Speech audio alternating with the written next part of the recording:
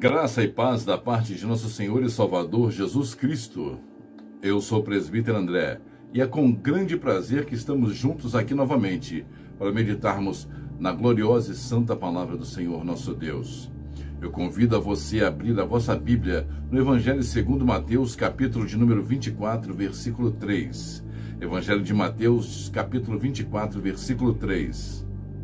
Diz assim a palavra do Senhor: estando assentado no Monte das Oliveiras, chegaram-se a ele os seus discípulos, e em particular dizendo: Dize-nos, quando serão estas coisas, e que sinal haverá da tua vinda e do fim do mundo?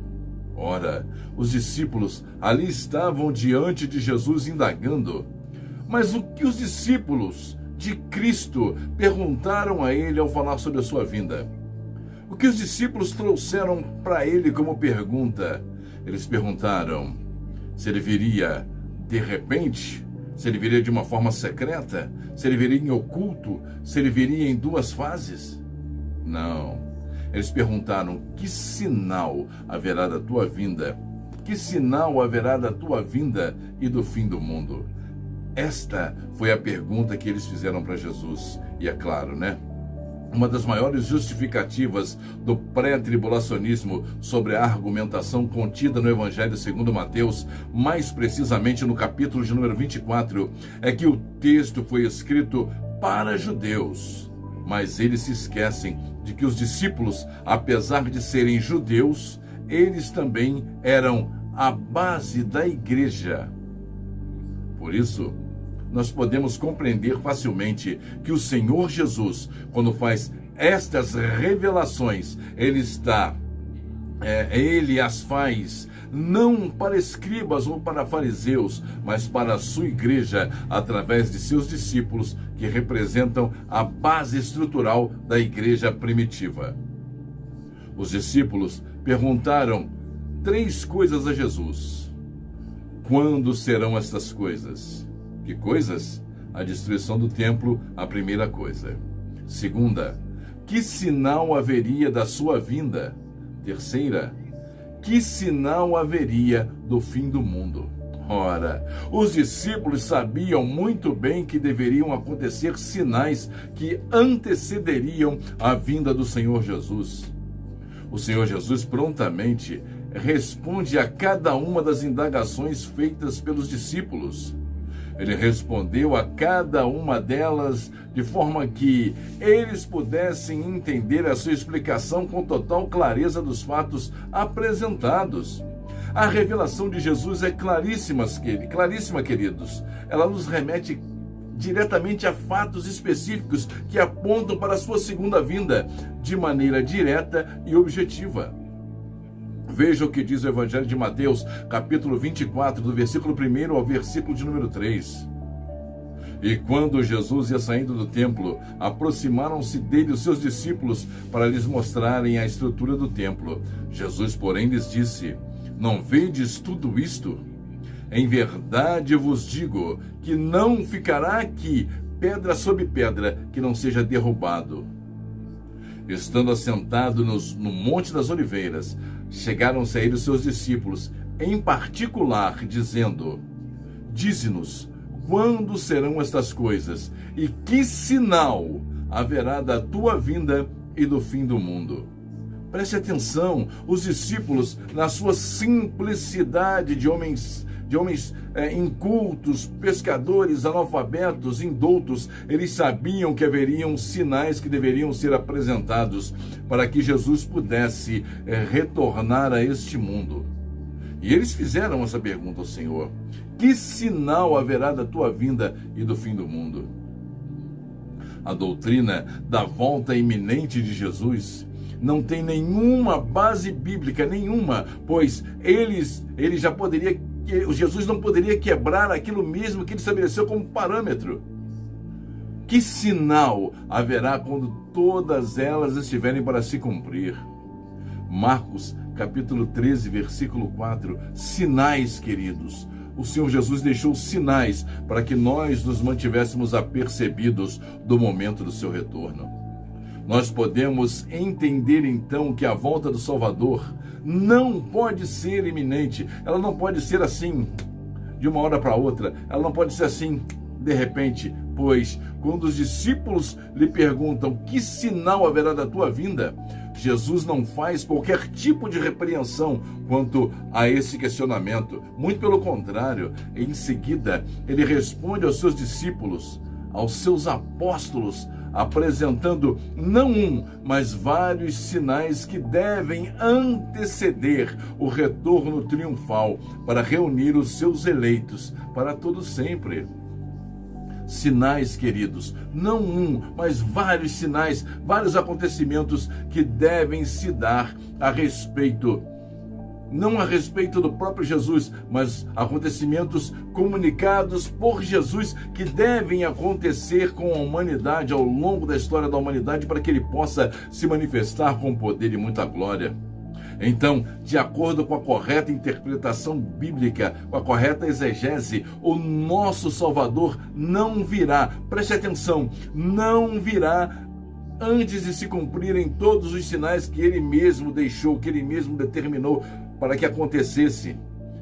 Ele não vai vir a qualquer momento, ele não vai vir a 5 minutos, ele não vai vir a 10 minutos como te ensinaram. Isso não vai acontecer. Os sinais que ele apresentou têm que se cumprir antes que ele apareça nos céus com poder e muita glória.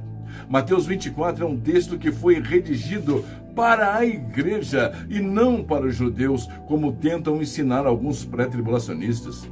Sendo assim, uma resposta às perguntas dos discípulos de Jesus, quando fazemos esta referência, estamos também nos incluindo neste contexto, pois, assim como os apóstolos, nós somos parte da igreja que se reunirá nos ares no retorno triunfal do nosso Salvador. É mais que óbvio, queridos, a condição apresentada pelo Senhor referente à sua vinda no que diz respeito ao dia e à hora em que ele retornará. Mas é inquestionável que o próprio Senhor Jesus deixou vários sinais que apontam para os acontecimentos que certamente devem ser observados como indicadores da inegável proximidade do seu aguardado retorno para desposar a sua noiva.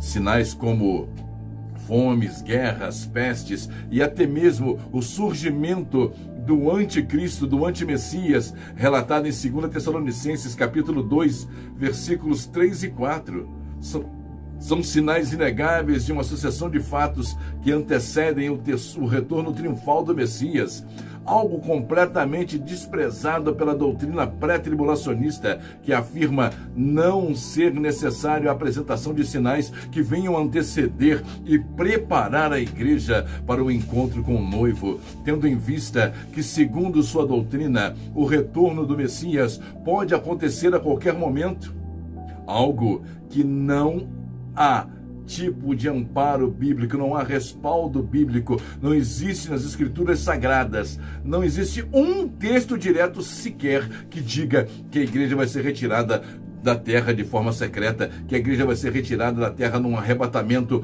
antes das trombetas, antes que aconteça a grande tribulação. Não existe nenhum tipo de relato bíblico que nos mostre esse acontecimento. Se você conhece algum relato bíblico sem interpretação teológica ou filosófica, coloque nos comentários. Pode questionar o vídeo, vai ser respeitada a sua opinião, mas se você conhece algum texto direto, algum texto que contradiga que Jesus Cristo vem de uma forma eminente, algum texto que mostre que Jesus vem de uma forma eminente, coloque nos comentários. Coloque, você vai ser muito bem ouvido, respeitado, e se o seu argumento for coerente, eu vou colocar aqui para que as pessoas vejam.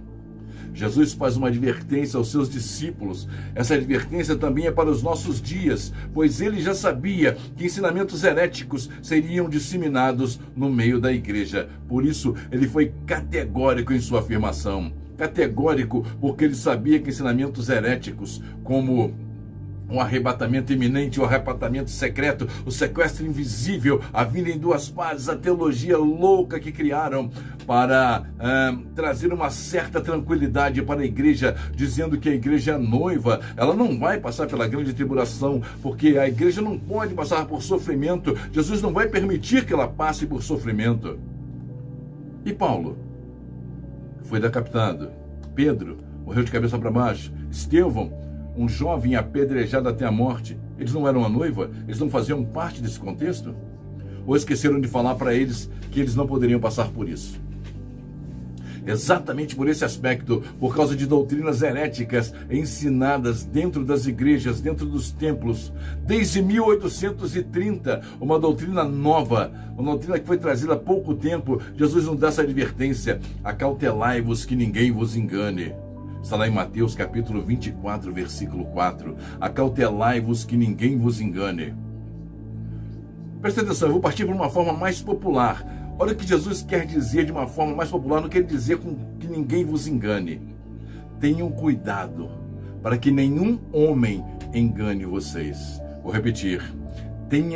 Tenham cuidado para que nenhum homem engane vocês. Amados, os sinais que antecedem a vinda de Jesus são incontestáveis. Eles seguem descrevendo vários acontecimentos que servem de prenúncio do retorno triunfal do Messias. De forma alguma, esses sinais devem ser indicadores do dia e da hora do seu retorno. Isso é impossível nós sabermos qual seria o dia que Jesus vai voltar, porque ele disse que nem o Filho nem os anjos sabem a hora do seu retorno. Somente o Pai. Hoje Jesus sabe, porque quando ele estava aqui na terra, ele estava ali momentaneamente privado da sua condição de Deus. Ele abriu mão, ele se esvaziou da sua condição de Deus, para que pudesse se entregar na cruz por nossa causa, morrer por nós por causa dos nossos pecados. Ele não sabia naquele momento, mas hoje ele sabe de todas as coisas. Ele sabe de todas as coisas que se passam sobre o céu e a terra. Isso, nós temos plena convicção do nosso Salvador. Amados, apesar de todos os sinais descritos que antecedem a volta de Jesus, os três últimos sinais que foram colocados para referenciar a vinda do Salvador é algo que nos deixa assim estupefato. Apesar de todos esses sinais que vão anteceder a volta de Jesus, esses três últimos colocam por terra de vez a doutrina do arrebatamento secreto e iminente dos pré-tribulacionistas. Preste bem atenção. Jesus diz lá em Mateus capítulo 24, versículo 29. Logo depois da tribulação daqueles dias, depois da tribulação, escurecerá o sol e a lua não dará sua luz. As estrelas cairão do céu e os poderes dos céus serão abalados. Preste atenção. Se a igreja será arrebatada antes de acontecer a grande tribulação, primeiro tem que acontecer tudo isso. O sol tem que escurecer, a lua não pode dar a sua luz e as estrelas têm que cair dos céus. É categórico o que o Senhor Jesus está dizendo. Aí você vai me dizer, mas a igreja, quando isso acontecer, a igreja já foi arrebatada. Jesus já levou a sua igreja. Onde está escrito isto? Onde? Em que lugar nas Escrituras está escrito isto? Deixe nos comentários. Se você disser, eu vou mostrar aqui no vídeo. Isso não tem base bíblica, isso é heresia. A igreja não vai ser retirada da terra antes da grande tribulação. Primeiro, vários sinais têm que anteceder a vinda do Messias, e os últimos sinais serão exatamente estes. O sol escurecerá, a lua não dará sua luz, as estrelas cairão do céu e os poderes do céu serão abalados. Então aparecerá no céu o sinal do Filho do Homem. Somente depois disto, e com detalhe, logo depois da tribulação, não antes da tribulação. Detalhe, a igreja vai estar aqui na terra, pois o anticristo vai perseguir os santos e vai vencê-los com permissão do Criador. Um outro fato interessante e inegável que depõe contra o pré-tribulacionismo é o fato de que estes últimos sinais que antecedem o retorno de Jesus só ocorrerão depois da tribulação. Como eu falei anteriormente, o sol ainda não escureceu, a lua ainda continua com a sua luz e as estrelas ainda não caíram do céu, continuam lá quietinhas lá no alto, não é verdade? São lá no firmamento quietinhas. Então, queridos, o arrebatamento não pode acontecer de uma hora para outra. Ele não pode ser iminente, não pode ser de repente. são os últimos sinais que estão sendo apresentados para você aqui agora. Apesar dos outros sinais, dos outros muitos sinais que já estão acontecendo e acontecerão até a vinda de Jesus, esses são os sinais derradeiros. O sol vai se escurecer, a lua não vai dar a sua luz e as estrelas cairão do céu. Não há como contestar esses fatos. Não há como dizer que estão errados. Eu pergunto novamente: tem como a igreja ser arrebatada antes que esses sinais se cumpram? É impressionante como a interpretação errônea e equivocada acabam omitindo fatos importantíssimos das Sagradas Escrituras com uma única intenção de manter viva a sua doutrina errática, antibíblica, herética. Mesmo sabendo que não há nenhum tipo de amparo bíblico, continuam acreditando no erro, continuam crendo no erro que lhes foi ensinado, e o que é pior, continuam ensinando e repetindo aquilo que aprenderam, sem ao menos buscar informações que venham corroborar com o que lhes é apresentado como verdade. Seguem disseminando o mesmo erro para outras pessoas, que por sua vez ensinam para outras pessoas e para outras pessoas, criando uma verdadeira bola de neve. Amados, a vinda do Senhor é indicada por vários acontecimentos que têm se desenrolado ao longo da história humana. Como já foi dito, esses sinais nos foram dados para que a sua igreja, para que a igreja de Cristo não venha ficar despercebida dos fatos que compreendem eventos específicos descritos pelo próprio Senhor Jesus, indicando com clareza o período do retorno a este mundo, o período do seu retorno a este mundo, o período que ele vai retornar a este mundo. Mas lembramos que não estamos tentando estabelecer nenhuma data para a vinda do Messias, apenas compreendendo o tempo de sua aproximação de acordo com a descrição bíblica. Veja o que diz Apocalipse, capítulo de número 3, versículo 3. Lembra-te, portanto, do que tens recebido e ouvido, e guarda-o. Arrepende-te, pois, se não vigiares, virei como ladrão, e não saberás a que hora sobre ti virei. Recebido e ouvido. Isso quer dizer o quê? Conhecimento bíblico. Temos recebido conhecimento e ouvido conhecimento, mas muitos têm omitido esse conhecimento, têm escondido esse conhecimento para que o povo não se esclareça, para que o povo não compreenda.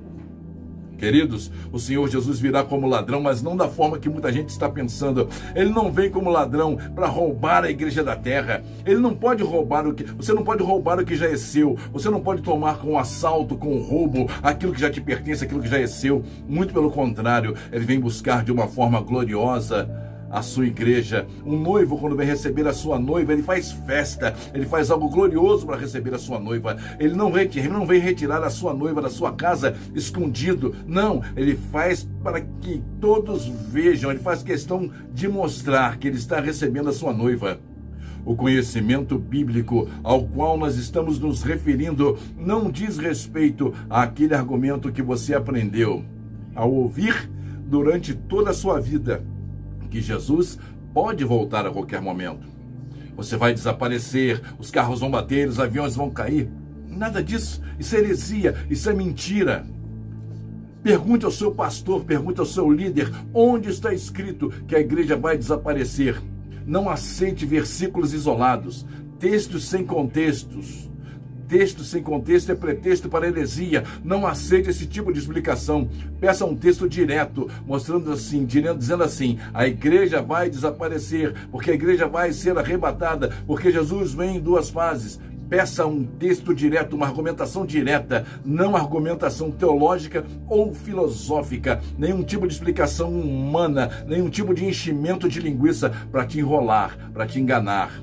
As Escrituras Sagradas trazem a revelação para você, trazem as claras, a luz, para que você possa aprender e entender que a volta de Jesus será espontaneamente clara, direta, objetiva, e diz a palavra que todo olho o verá.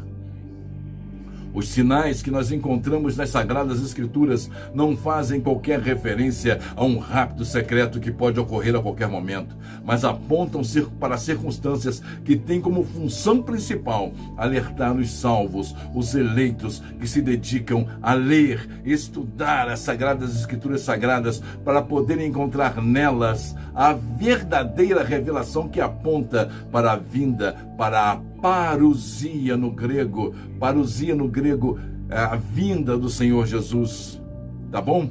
Você pode olhar lá no particípio presente, parousia, presente, vinda, chegada, a volta futura visível de Jesus no céu, a ressurreição dos mortos, julgamento final, o estabelecimento formal e glorioso do reino de Deus. É isso que quer dizer parousia, a vinda do Senhor. É isso que a palavra assim nos apresenta, a parousia, o retorno triunfal do nosso Salvador, do nosso Cristo, do nosso bem-amado Senhor. Por mais lindo, por mais bonito que possa parecer, a igreja não será poupada dos adventos da grande tribulação. Lembrando, queridos, grande tribulação não é ira de Deus. Ira de Deus será contra os ímpios. A ira de Deus será apresentada contra os ímpios, contra os bodes e não contra os cordeiros. Tá certo, querido?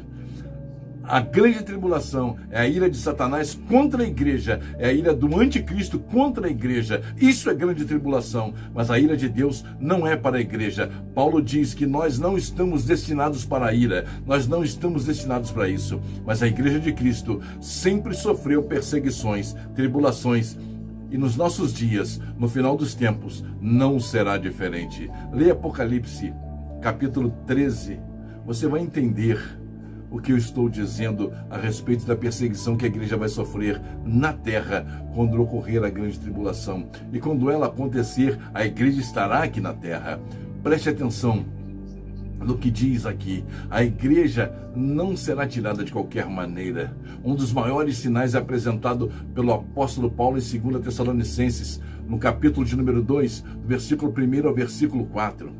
A palavra diz assim: Ora, quanto à vinda do Senhor Jesus Cristo e a nossa reunião com Ele, rogamo-vos, irmãos, que não vos movais facilmente do vosso modo de pensar, nem vos perturbeis, quer por espírito, quer por palavras, quer por epístola, como enviada de nós, como se o dia do Senhor estivesse já perto.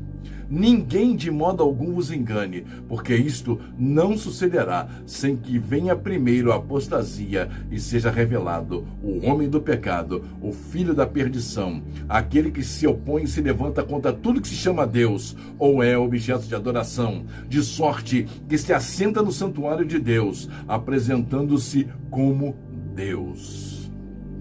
Existe sinal maior que esse? O próprio apóstolo Paulo dizendo que de modo algum, ninguém de modo algum vos engane.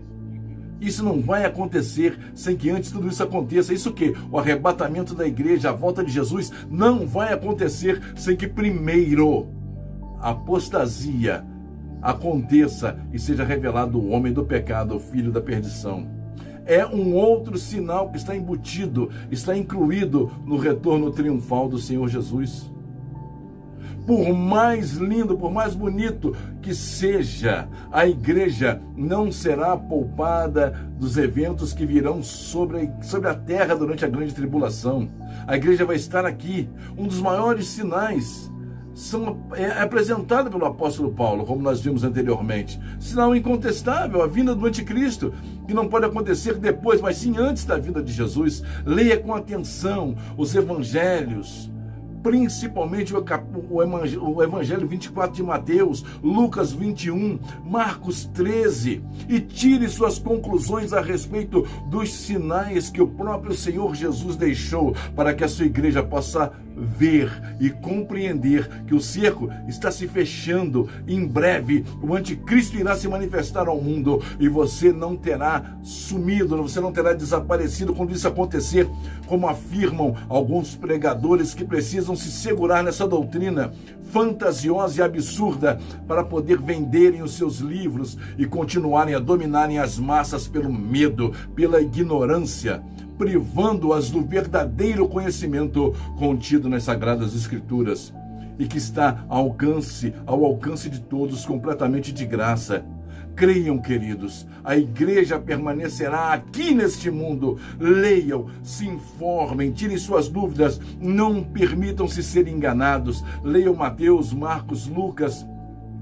Leia Lucas 24, Lucas 21, Marcos 13, façam anotações, façam indagações, perguntem. É isso que está escrito. Se alguém disser para você que isso é para os judeus, não acredite. Não acredite que isso é para judeus, pois o próprio apóstolo Paulo diz que não há diferença, não há separação entre gregos e judeus. É um só povo, uma só igreja, um só Senhor, um só pastor. Somente Cristo Jesus é o nosso Senhor e o nosso Salvador. Leia, se informe, busque informações, se coloque na presença do Senhor e não permita que ninguém te engane. Abandone as séries de TV, abandone as redes sociais, as telenovelas e passe mais tempo lendo e estudando as Sagradas Escrituras, pois são nas Sagradas Escrituras que nós podemos encontrar a verdade, a salvação e a perfeita paz que só Jesus, só o Salvador pode nos dar. Ir a reuniões de segunda a segunda, cumprir toda a liturgia, levantar a mão, sentar, rodar, bater palma, cair no chão, cumprir toda a liturgia previsto no estatuto de toda a denominação, cumprir as metas que são provenientes dentro das igrejas, ser fiel nos dízimos, nas ofertas, não são suficientes para lhe dar proximidade e intimidade com o Criador, muito menos garantir a sua salvação. Eu sei que existem vários pregadores, muitos pregadores que têm dito que você está ali sendo abençoado porque você contribui com o seu dinheiro, mas isso é uma questão para um outro estudo, não para agora. Mas isso, queridos, não te aproximam de Deus. Os sinais estão diante de nós, mas nós preferimos nos acomodar e nos apegar a fábulas contadas por esses lobos, por esses miseráveis que amam dinheiro, que amam a sua oferta. Sabe para quê? Para bancar mansões, carros de luxo, viagens para outros países, para a praia. Não é para ajudar no evangelho que eles querem teu dinheiro, não. Eles querem o teu dinheiro para ostentar luxos para si e para suas famílias. Não seja enganado. Leia a Bíblia, peça conhecimento ao Criador, peça que Ele abra os seus olhos e te dê entendimento para olhar e ver verdadeiramente, enxergar a verdade, para entender verdadeiramente aquilo que o Senhor tem preparado para você. Não permita-se ser enganado, não permita-se ser iludido. Permita que o Espírito Santo entre na tua vida e faça você diferente, transforme você, mude a sua vida. Peça a Deus que te mostre a verdade. Peça ao Espírito Santo que te mostre a verdade. Diga a Ele: Pai, me mostra a verdade, eu quero conhecer a verdade, me encha da verdade. A palavra diz: conhecereis a verdade vos libertará. E a verdade chama-se Cristo Jesus, chama-se Jesus Cristo. Por isso, busque, clame, e Ele vai abrir os teus olhos, Ele vai te mostrar verdadeiramente qual é o caminho. O caminho é Ele mesmo, o caminho é o próprio Cristo, como está escrito no Evangelho de João: eu sou o caminho, a verdade e a vida, ninguém vem ao Pai senão por mim. Amém? Fique com Deus, que esta palavra tenha entrado no seu coração e faça de você verdadeiramente um servo, uma serva do Altíssimo, do nosso Criador, que Ele possa estar na tua vida. Se você gostou desse vídeo, deixe o seu like, inscreva-se no canal, ative o sininho, deixe o seu comentário e nos ajude a ranquear no YouTube para que mais e mais pessoas possam ouvir a palavra de Deus. Um beijo no coração e até o próximo vídeo, se Deus assim nos permitir. Graça e paz.